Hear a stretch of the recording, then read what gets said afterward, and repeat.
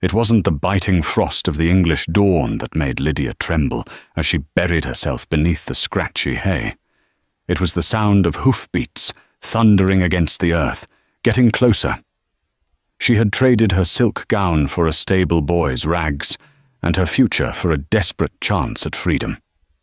But when the stable doors creaked open, it wasn't her pursuers who found her. It was him, Arthur Caldwell, the Duke of Ashbourne, a man rumoured to have a heart made of winter ice. She thought her life was over. She had no idea it was just beginning. The year was 1814, and the fog clinging to the rolling hills of Derbyshire was thick enough to choke a man. But for Lydia Rose Hart, the fog was a blessing. It was a shroud, a grey blanket that hid her fleeing figure as she scrambled over the stone wall and dropped into the soft, damp earth of the Ashbourne estate. Her lungs burned. Every breath felt like inhaling broken glass. She had been running for 6 hours, ever since she slipped a sleeping draught into her stepmother's evening sherry and climbed out the window of the carriage that was transporting her to a fate worse than death. Lord Frederick was waiting for her in London, a man with a smile like a rusted trap and hands that left bruises even when he was being gentle. He was 30 years her senior, and his debts were substantial. Lydia's dowry was the only thing that would keep him from debtor's prison, and her stepmother had sold her like a prize mare to ensure the family's financial security. "Not today," Lydia whispered, her voice cracking.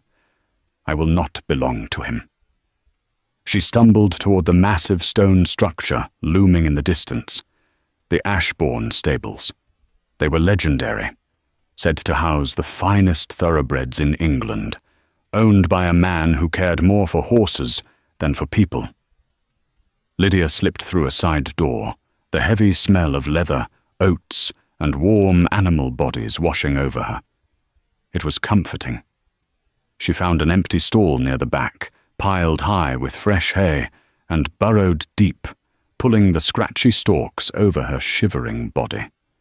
She curled into a tight ball, clutching the small velvet pouch that held her mother's locket, the only thing she truly owned. Exhaustion pulled at her eyelids. Just an hour. She would rest for just an hour, and then she would steal a horse and ride for the coast. She didn't hear the heavy oak doors slide open an hour later. She didn't hear the confident, rhythmic click of riding boots against the cobblestone floor. What woke her was the sound of a deep, baritone voice, calm, cold, and dangerously close. "Easy, Titan. What has you so agitated this morning?" Lydia froze. Her heart hammered against her ribs, so hard she feared the man would hear it. Through the gaps in the hay, she saw him. Arthur Caldwell, the Duke of Ashbourne. He was taller than the gossip column suggested, with broad shoulders that strained against his dark riding coat. His hair was the colour of midnight, wind-swept and unruly, and his profile was sharp, cut from granite. He was stroking the nose of a massive black stallion in the adjacent stall. The stallion, Titan, snorted and pawed the ground, tossing his head toward the pile of hay where Lydia lay hidden. Animals always knew. "What is it?" Arthur murmured, his voice devoid of warmth but commanding absolute authority. He turned, his gaze narrowing as it swept over the seemingly empty stall. Lydia held her breath. "Please, just leave. Just tack up the horse and go." Arthur took a step closer. He didn't shout. He didn't call for a stable hand. He simply reached out, grabbed a pitchfork leaning against the wall, and used the handle to sweep back the top layer of hay with a single powerful motion. Lydia gasped, scrambling backward, her eyes wide with terror. Arthur didn't flinch. He didn't look surprised. He stood perfectly still, the pitchfork resting loosely in his hand, staring down at the dirty, trembling figure in his stables. His eyes were a startling, icy blue, cold enough to freeze the blood in her veins. I have a rule, Arthur said, his tone conversational, as if he found ragged women in his stables every Tuesday. I do not tolerate rats in my barn, especially the two-legged variety. Lydia scrambled to her knees, raising her hands. Please, Your Grace. I'm not a thief. You are trespassing, he observed, his eyes scanning her. He took in the dirt-smudged face, the torn hem of her dress disguised under a stolen rough wool cloak, and the undeniable quality of the boots she wore, boots that no peasant could afford. I only needed rest, Lydia pleaded, her voice shaking. I will leave, immediately. You will not, Arthur said. He stepped forward, blocking the exit. You are running from something.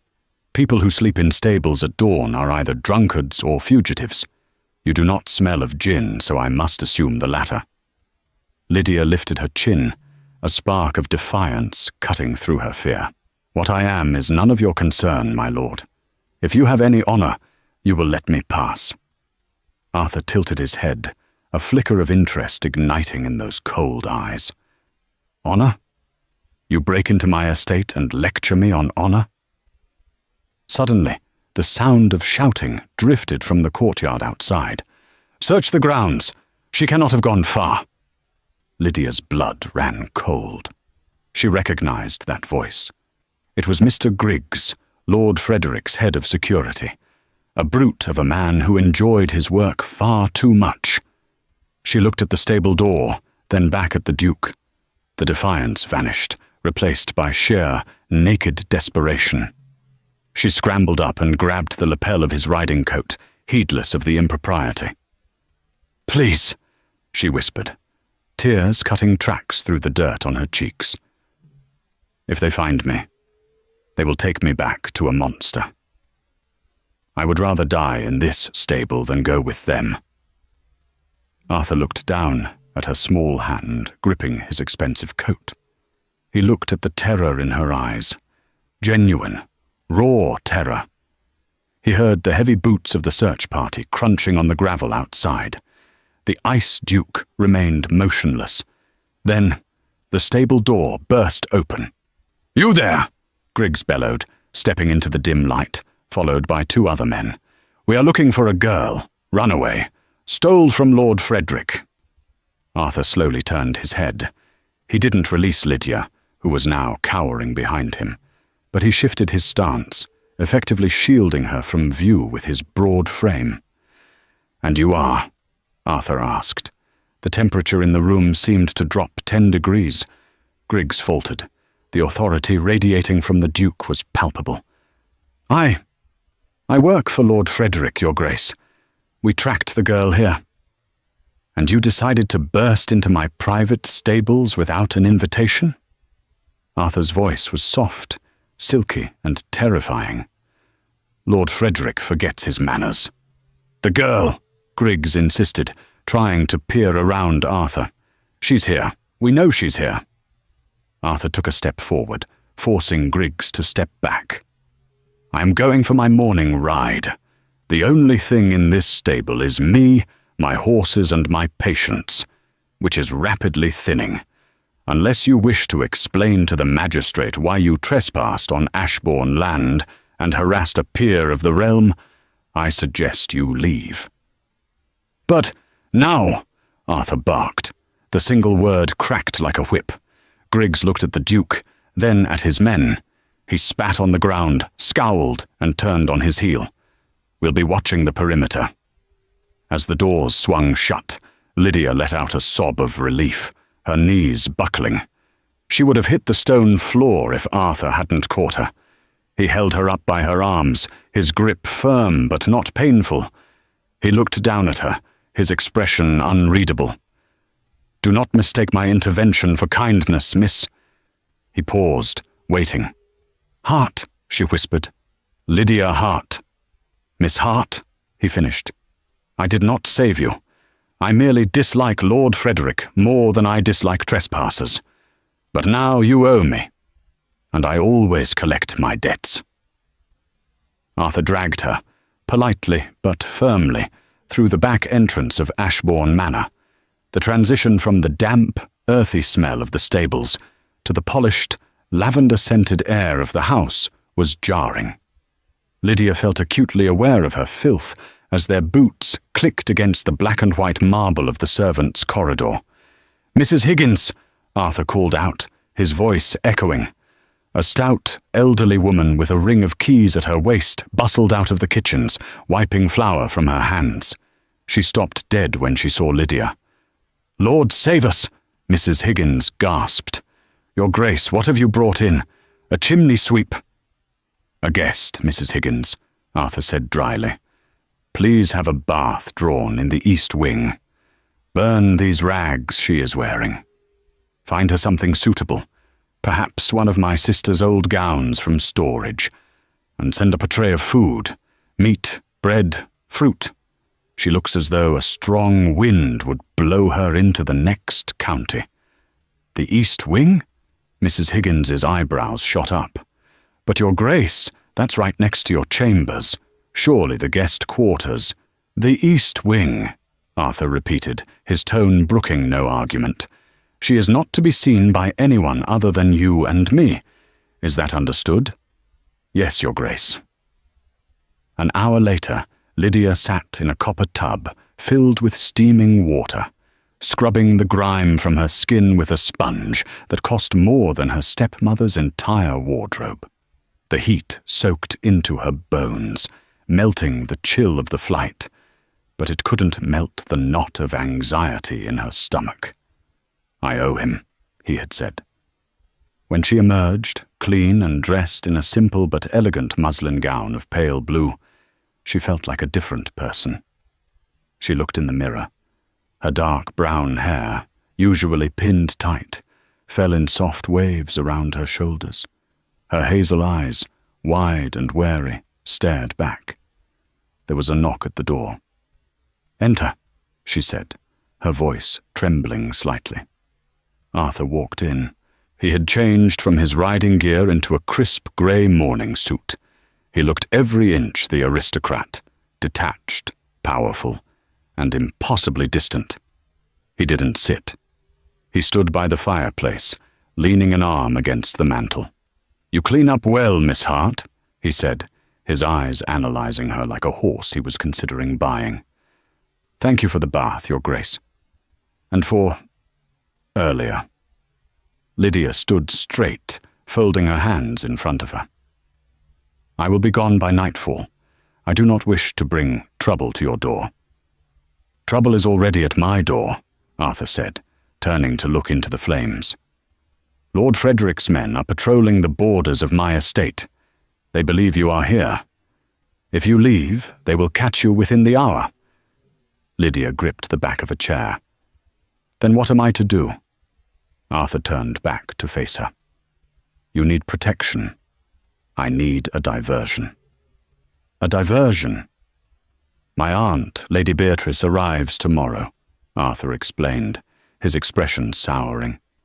"She is a relentless woman with one goal in life, to see me married.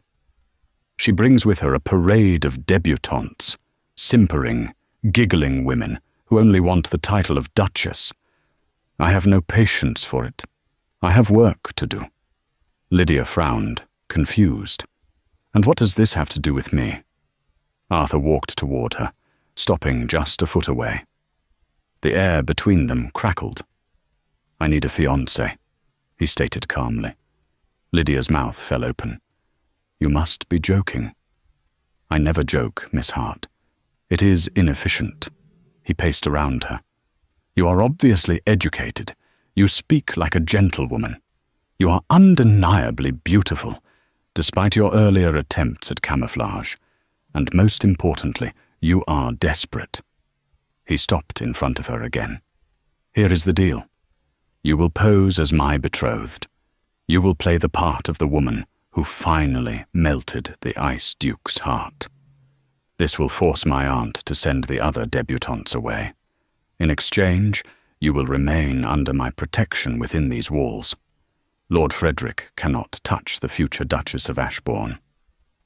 "And when your aunt leaves?" Lydia asked, her mind racing. "We will stage a tragic breakup. I will provide you with a substantial sum of money, enough to go to the continent, America, wherever you wish. You will be free." Lydia looked at him. It was madness. It was a lie. But the alternative was Lord Frederick's dungeon or his bed. "Why?" she asked softly. "Why help me? You could hire an actress." Arthur's eyes darkened, a flash of something painful and ancient flickering behind the blue ice. "Let's just say that any enemy of Lord Frederick is a friend of mine. Do we have an accord?" He held out his hand. Lydia looked at the large, calloused hand of the Duke. She took a deep breath, steeling herself. "We have an accord, Your Grace." She placed her hand in his. His grip was warm, shocking her. "Good," Arthur said. "And call me Arthur. We are supposed to be in love, after all." The next morning, Ashbourne Manor was thrown into chaos. Carriages arrived, trunks were unloaded, and the shrill voice of Lady Beatrice echoed through the marble halls. Lydia stood at the top of the grand staircase, her heart hammering against her ribs. She was wearing a gown of emerald silk that Arthur had miraculously procured from a local modiste overnight.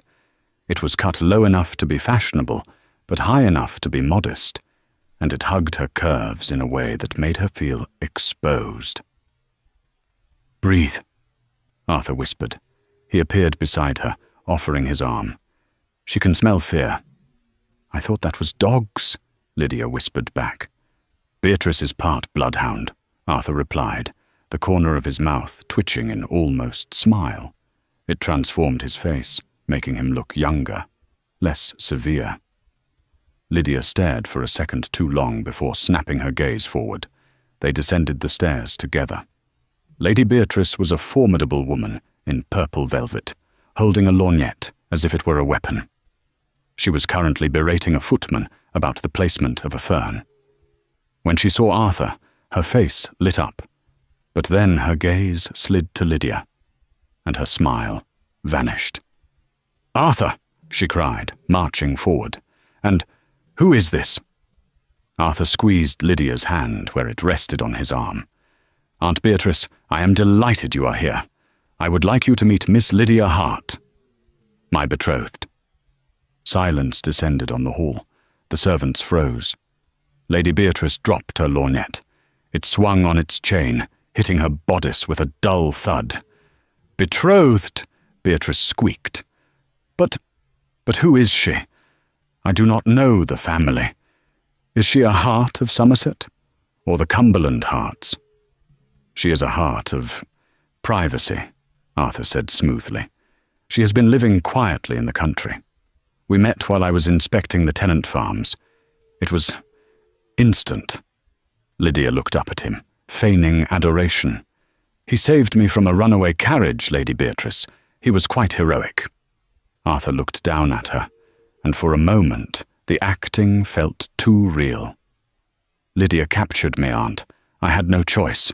Beatrice narrowed her eyes, circling Lydia like a shark. "She is pretty, I suppose. A bit pale. Good hips for childbearing." Lydia choked on air. Arthur patted her back gently. "Aunt, please," Arthur warned, his voice dropping. "Well," Beatrice huffed, "if you are engaged, we must celebrate. The ball on Saturday remains, but instead of a matchmaking event, it shall be an engagement ball. I will invite everyone. The ton will be dying to see the woman who caught the Wolf of Ashbourne." Lydia went rigid. "Everyone?" "Everyone who is anyone," Beatrice declared. "The earls, the barons. Oh, and I believe Lord Frederick is in the area, hunting. I shall invite him too. He owes me a whist game." Lydia's fingernails dug into Arthur's forearm. She felt the blood drain from her face. Arthur didn't flinch. He covered her hand with his own, his thumb stroking her knuckles in a soothing rhythm that contradicted the tension in his jaw. "That will be delightful, Aunt," Arthur said, his eyes locking with Lydia's. The message was clear. "Trust me." I look forward to introducing Lydia to our neighbours." Later in the library, Lydia paced the length of the Persian rug. "He will be here," she hissed. "Lord Frederick, in this house. He will recognize me." Arthur sat behind his massive oak desk, pouring 2 glasses of amber brandy. "He will not. You look nothing like the girl in the stables, and even if he suspects, he cannot accuse the future Duchess of Ashbourne without proof. He is a monster, Arthur. You don't know what he is capable of." "I know exactly what he is capable of," Arthur said, his voice dropping to a growl. He slammed the decanter down, the glass ringing. Lydia stopped pacing. She looked at him, really looked at him. The mask of the Ice Duke had slipped. There was rage in his eyes, hot and blistering. "What did he do to you?" Lydia asked softly. "You said you dislike him. It is more than that." Arthur took a long drink of the brandy. He stood up and walked to the window, looking out over the foggy moors. 10 years ago, Arthur began, his voice rough, "my younger sister, Eleanor, was courted by a charming man. He was older, wealthy, respected. We thought it was a good match. But after the wedding he changed. He isolated her. He disciplined her." Lydia covered her mouth with her hand. "She died a year later," Arthur said, his voice devoid of emotion, which made it all the more heartbreaking. "A fall from a horse," they said. But I saw the bruises on her arms at the funeral. I knew." He turned to face Lydia. "That man was Lord Frederick." Lydia felt tears prick her eyes. "Arthur, I was young. I had just inherited the title. I had no power to prove it. But I swore I would destroy him. I have been waiting for a weakness, a loose thread to pull that would unravel his life."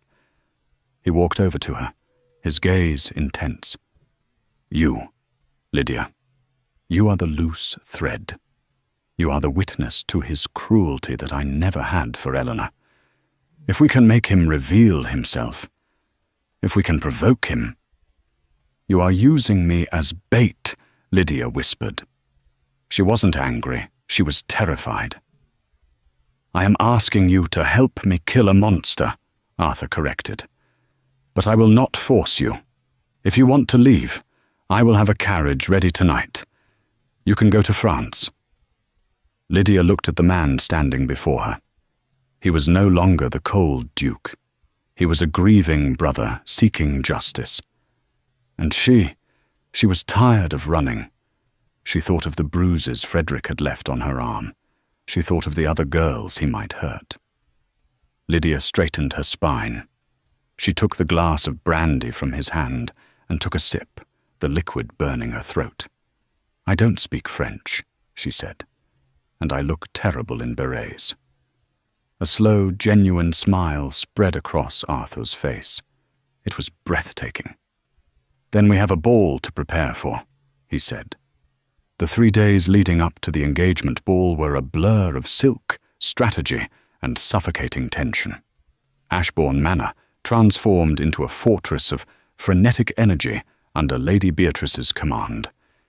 Yet, within the eye of this storm, Lydia and Arthur existed in a strange, quiet bubble of forced intimacy. They had to become convincing. They had to know each other's histories, their fictional, meet-cute, their favorite poets, and their dislikes.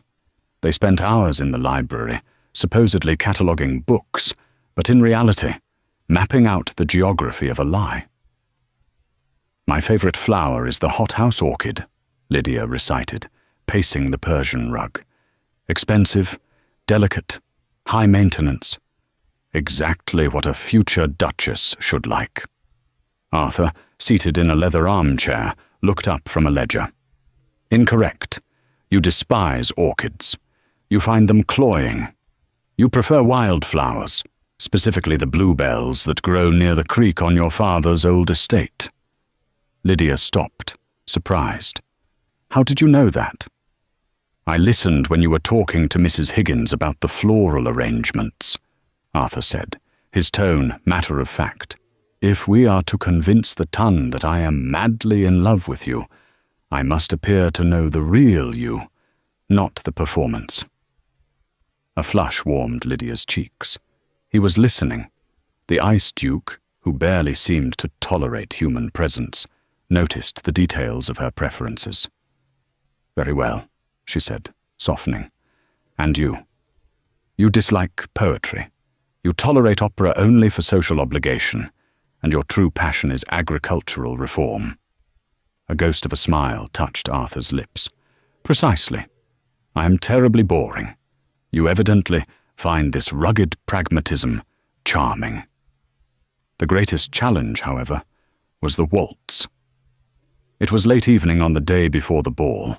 The grand ballroom was empty, save for the moonlight streaming through the high windows, pooling on the polished floor. "We must dance the first waltz," Arthur declared, his voice echoing slightly in the cavernous space. "It is tradition, and it is the moment everyone will judge us. If we look stiff, if there is a chasm between us, Frederick will see it." Lydia's stomach tightened. The waltz was an intimate dance, requiring a closeness she had never experienced with a man, certainly not one as imposing as Arthur. He walked toward her, extending a hand. "Shall we, my dear?" Lydia placed her trembling hand in his.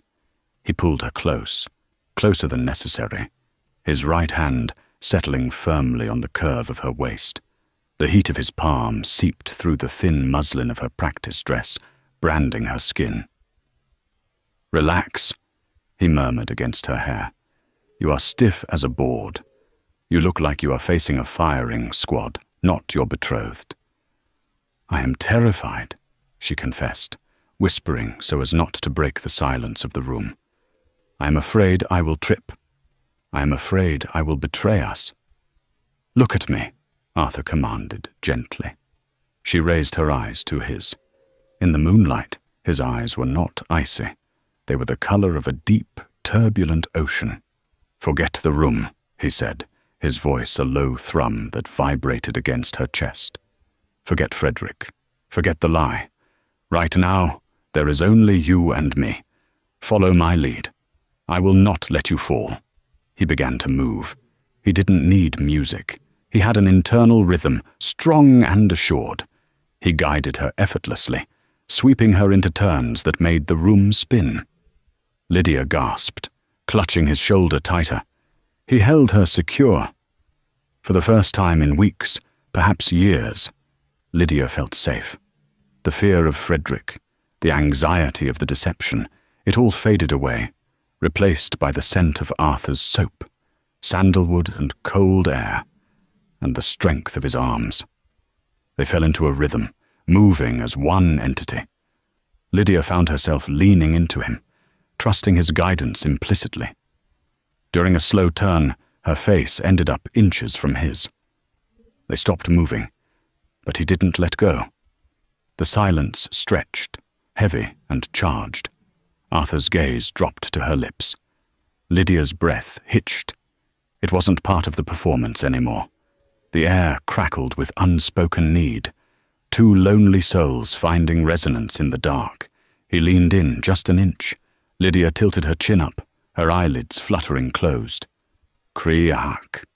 The massive ballroom doors groaned open. Light spilled in from the hallway, breaking the spell. "There you are!" Lady Beatrice boomed, marching in with a footman trailing behind her, laden with candelabras. "Practicing in the dark? How scandalous, it's perfect." Arthur immediately stepped back, the mask of the Duke slamming back into place. But as he released Lydia's waist, his fingers lingered for a fraction of a second too long, a silent acknowledgement of the heat that had just dissipated into the cold night air. The night of the ball arrived with the force of a hurricane. Ashbourne Manor was ablaze with light, every crystal chandelier gleaming. Carriages snaked down the long driveway, depositing the cream of British society onto the front steps. Lydia stood at the top of the grand staircase next to Arthur, her heart performing acrobatics in her chest. She wore a gown of sapphire blue silk, embroidered with silver thread that caught the light like trapped stars. The Ashbourne diamonds, a necklace heavy with history and worth a small fortune, rested cold against her collarbone. "You look magnificent," Arthur said quietly, offering his arm. He looked devastatingly handsome in formal black tie, the starkness of his attire emphasizing the sharp lines of his face. "I feel like a lamb dressed for slaughter," Lydia whispered back, taking his arm. Her knuckles were white. "You are a wolf tonight, Lydia," Arthur corrected fiercely. "Remember that. You are under my protection. You are untouchable." They descended the stairs to a hushed room. Hundreds of eyes turned upward. The murmurs began immediately. Speculation, judgment, envy. Lydia held her head high, plastering on the serene smile they had practiced in the mirror. The night was a whirlwind of introductions. Lydia curtsied until her knees ached, deflected invasive questions with charming vagueness, and laughed at jokes she didn't understand.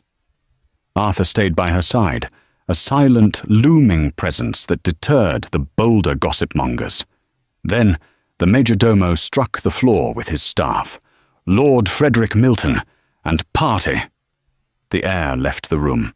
Lydia felt Arthur go rigid beside her. Frederick entered.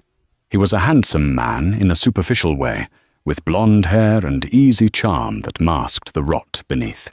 He wore velvet of a deep crimson, a stark contrast to the sea of black coats. He spotted them almost immediately. A slow, oily smile spread across his face as he began to cut through the crowd toward them. "Steady," Arthur murmured, his hand covering Lydia's on his arm. His grip was iron. "Your Grace." Frederick bowed smoothly as he reached them, though his eyes were fixed on Lydia. There was no recognition in them, only appreciation for a beautiful new conquest. A splendid affair. And this must be the lady who has achieved the impossible.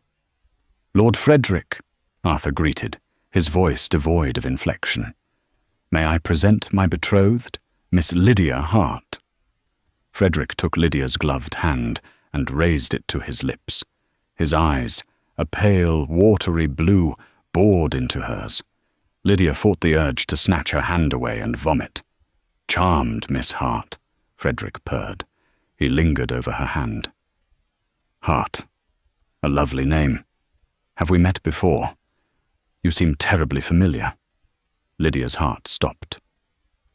"I think not, my lord," Arthur interjected smoothly, physically stepping slightly in front of Lydia. "Lydia has rarely left Derbyshire. You travel in different circles." Frederick laughed, a sharp, unpleasant sound. "Indeed. Well, congratulations, Ashbourne. You have excellent taste. Though I must say I am surprised. I heard rumours you preferred your women a bit more spirited, less domesticated." It was a dig at Arthur's late sister, Eleanor, a cruel reference to how Frederick had broken her spirit. Arthur's jaw tightened so hard, a muscle feathered in his cheek. Lydia saw the rage bubbling just beneath the surface, the urge to strike Frederick down right there on the ballroom floor. Lydia squeezed Arthur's arm, hard, a silent plea for restraint. "Not now. Remember the plan." "Lydia is everything I require," Arthur said, his voice deadly quiet. The orchestra struck up the first waltz. "Duty calls," Arthur said abruptly. He nodded to Frederick and swept Lydia onto the dance floor. The waltz was different from their practice in the moonlight. They were on display. Every turn, every touch was scrutinized.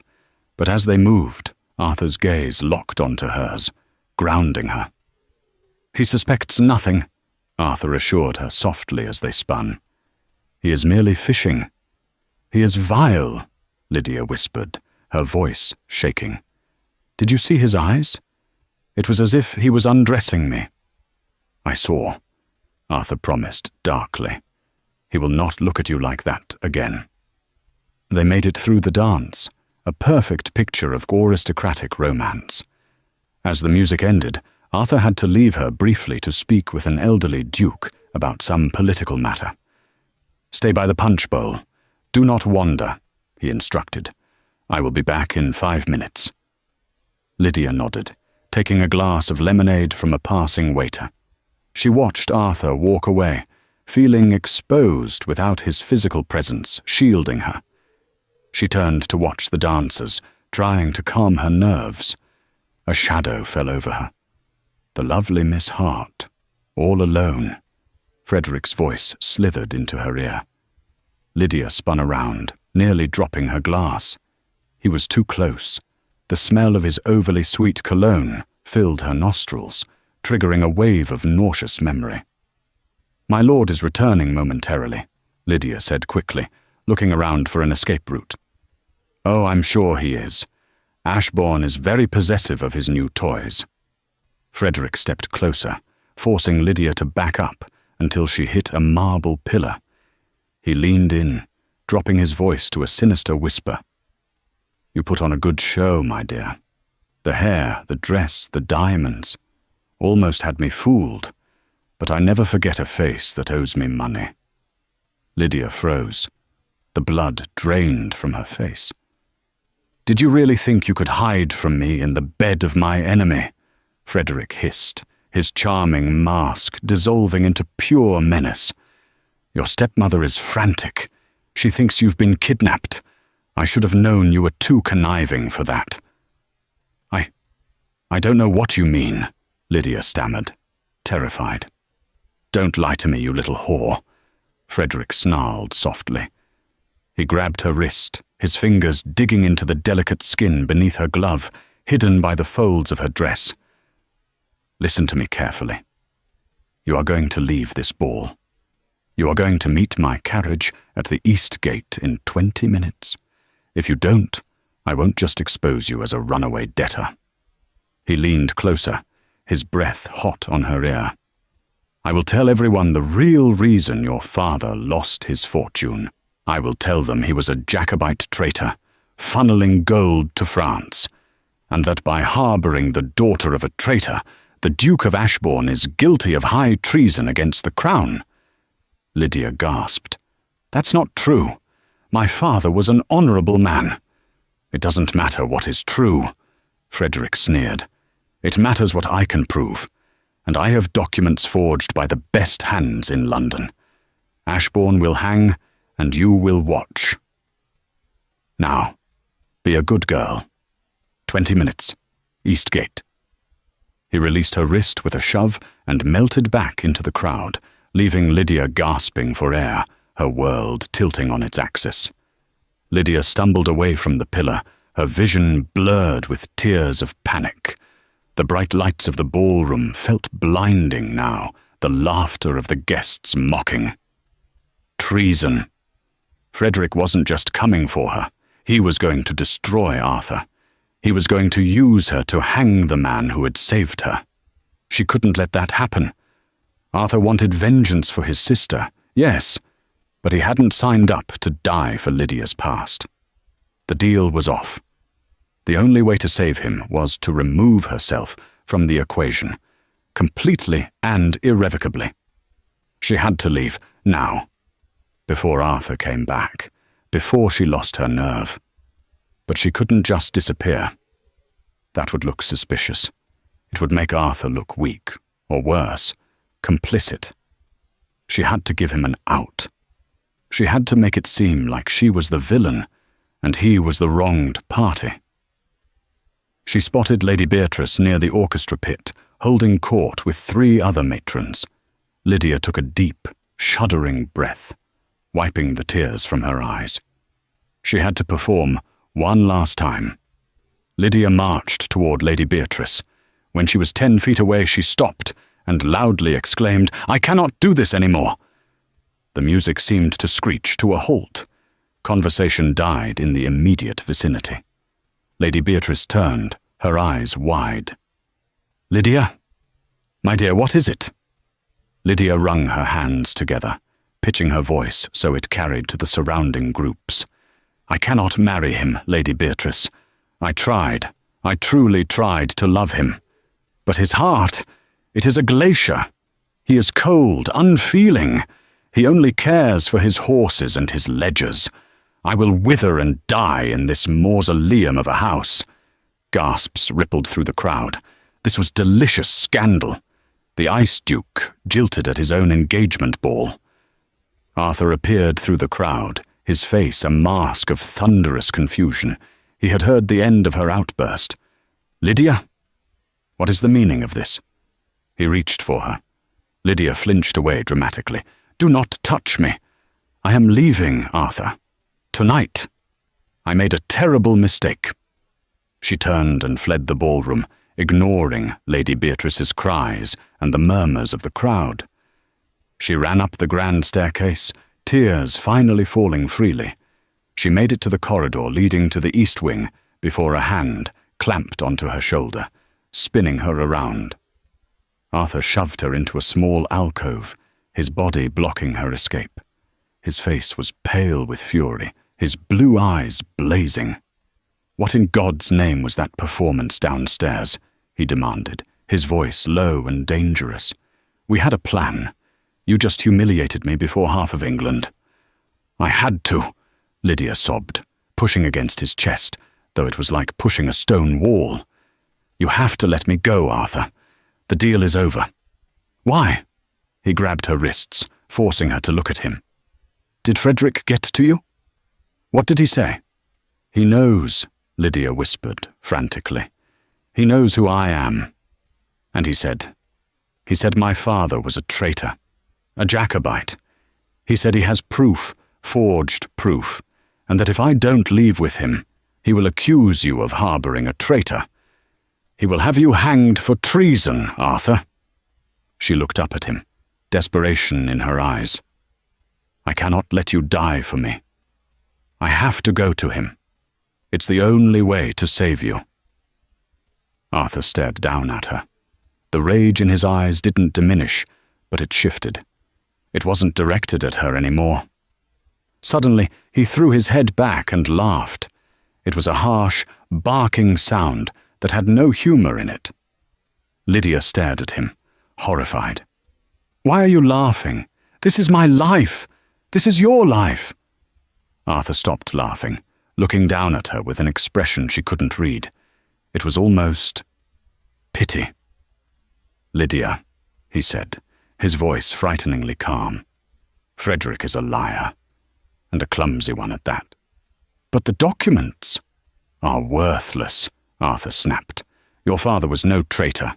He was a foolish gambler, yes, but loyal to the core. I know this because I am the one who investigated his estate 5 years ago, when the Crown grew suspicious of his sudden debts." Lydia gaped at him. "You?" "I found the truth," Arthur said. "Frederick was your father's primary creditor. He was cheating him at cards, driving him into ruin so he could seize his lands cheap. When your father threatened to expose him, Frederick concocted the treason story to silence him. Your father died of a heart attack from the stress before Frederick could use it." Arthur stepped closer, his intensity radiating off him in waves. "Frederick doesn't have proof of treason. He has proof of his own villainy. He used that same threat on you tonight because it worked on your father." Lydia felt her knees give out. It was all a lie. Her father wasn't a traitor, and she almost walked back into the monster's trap to save Arthur from a threat that wasn't real. "He is waiting for me," Lydia whispered, horrified realization dawning. "At the east gate, in 20 minutes. Arthur's face turned terrifyingly cold. The Ice Duke returned, but this time he was armed with the fires of vengeance. "Is he indeed?" Arthur checked his pocket watch. "Then we shouldn't keep him waiting." "We?" "You wanted to help me kill a monster, Lydia," Arthur said, pulling her close, his grip almost painful. "Tonight is the night." He took her hand and began dragging her, not toward the front entrance, but toward the servants' stairs that led down to the stables. "But Arthur," Lydia cried, trying to keep up with his long strides. "If he sees you—" "He won't see me," Arthur vowed. "Not until it is too late." They burst out into the cool night air near the stables. The sounds of the ball were muffled here. "Stay here," Arthur commanded, pushing her into the shadows of a large oak tree. "Do not move until I return." Before Lydia could protest, he disappeared into the stable block. A moment later, he emerged, not on the magnificent Titan, but on a sleek, dark mare that blended perfectly with the night. He carried no riding crop, but Lydia saw the glint of a pistol tucked into his waistband. He looked at her one last time, his eyes burning in the dark. "If I am not back in an hour," he said, his voice devoid of the earlier rage, replaced by a chilling calm, "take Titan and ride for London. Go to my solicitor. He has instructions." "Arthur, please don't." He didn't wait for her plea. He kicked the mare into a gallop, disappearing into the darkness toward the east gate, toward the man who had haunted both their nightmares. Lydia pressed her back against the rough bark of the oak tree, the music of the waltz drifting faintly on the breeze, a perverse soundtrack to the waiting game. The cold night air bit through her thin silk dress, but the deepest chill came from the terrified certainty that tonight blood would be spilled on the Ashbourne estate. Lydia waited. The seconds stretched into minutes, each one a jagged shard of ice in her chest. The music from the manor had ceased, replaced by the heavy, suffocating silence of the English countryside at night. The wind howled through the oak branches, sounding like whispering ghosts. "Stay here," he had said. But Lydia Hart had spent her entire life staying where she was told, waiting for men to decide her fate. She had waited for her father to stop gambling. She had waited for her stepmother to show mercy. She had waited for Frederick to tire of her. She looked at the stable doors. Titan, the massive black stallion Arthur adored, was pacing in his stall, sensing the tension in the air. "No more waiting," Lydia whispered. She didn't saddle the beast. There was no time. She grabbed a bridle from the wall, slipped it over Titan's head, and led him to the mounting block. She gathered her silk skirts, hauled herself onto the horse's bare back, and gripped his mane. Titan reared slightly, surprised by the light weight and the frantic energy of the rider. But he obeyed her kick. They thundered out of the stable yard, tearing up the turf as they galloped toward the east gate. The ride was a blur of shadows and wind. As the iron gates loomed out of the fog, Lydia pulled Titan to a halt, sliding off before the horse had fully stopped. She crouched behind a hedgerow, her heart hammering against her ribs like a trapped bird. The scene before her was illuminated by the swinging lantern of a black carriage. Lord Frederick stood by the open door, his face twisted in a sneer. But he wasn't looking at Lydia. He was looking at the barrel of a pistol. Arthur sat atop his mare, steady as a statue, the gun leveled directly at Frederick's chest. "You are making a mistake, Ashbourne," Frederick spat, though his voice wavered. "Shoot me and you hang. I am a peer of the realm." "You are a bankrupt fraud," Arthur said, his voice terrifyingly conversational. "And I have no intention of shooting you, Frederick. Death is too quick for a man who has spent a decade destroying lives." Frederick laughed nervously. "You have nothing? A few rumors? The girl's word? Who will believe a runaway debtor over me?" "I believe him." The voice came from the shadows behind the carriage. Frederick spun around. Mr. Griggs, Frederick's own head of security, stepped into the light. But he wasn't alone. Beside him stood the local magistrate and 2 armed constables. "Griggs," Frederick gasped, backing away until he hit the carriage wheel. "What is this? I pay you." "The Duke pays better," Griggs grunted, crossing his arms. and he promised me immunity if I handed over the ledger you keep under the floorboards of your townhome, the one detailing the forgery ring you've been running to steal estates from widows and orphans." Lydia covered her mouth to stifle a gasp. Arthur hadn't just ridden out to fight. He had orchestrated a coup. He had bought Frederick's loyalty out from under him. Arthur lowered his pistol, a cold, satisfied smile touching his lips. "It's over, Frederick. The magistrate has reviewed the documents Griggs provided. Treason? No.